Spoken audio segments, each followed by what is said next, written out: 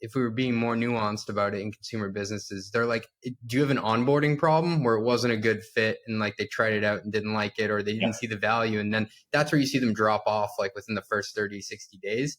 And then there's actually like a content and value problem of like, did I actually binge all of The Handmaid's Tale, to use your example, and I have no catalog left to watch? Those are like two fundamentally different problems. For sure. And also, I just think with a lot of consumer businesses, there's parts of churn you will never be able to change. And I've seen countless companies bust their pick and spend tens, hundreds of millions of dollars trying to fix parts of retention that just, you can't change human psychology. You can't change certain human needs. And so there's kind of like no point. And so you got to embrace different users where they are, that like, yes, somebody may come in and binge a show, but that's okay. And did they leave with a good experience? Did they leave some sort of stored value in the product? Is it easy for them to reactivate? And like making things easier for people to come back, I think, is important as well. So you gotta kind of bifurcate churn and understand like what's solvable and what's not. Like one of our investments was a company, SurveyMonkey, where a lot of people just had to send one survey, and that was totally fine. And we were never going to change that. And I wouldn't have got rid of that part of customers because that drove more virality for the product. It drove more top of funnel for us.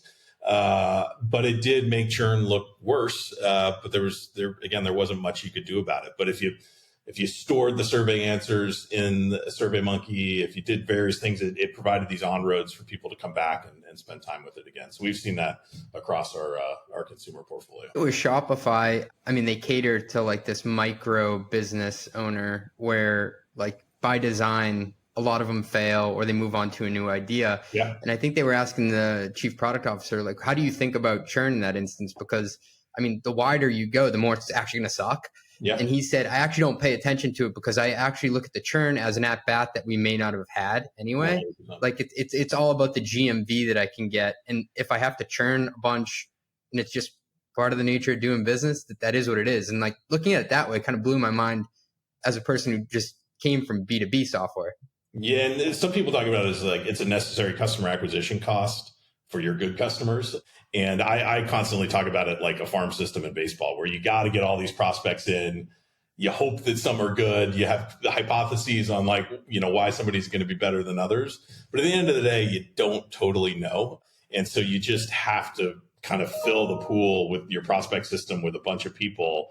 And then some graduate up and some don't. And that's just the nature of the business. I mean, Shopify, for example, if you looked at their logo retention, it would be terrible by enterprise standards. But again, that's what makes their business work so well, is they get these businesses early on. They're not generating very much GMV, and then something catches fire and it's a great customer for them. So that, very high churn that they see at the beginning is just a necessary part of doing business.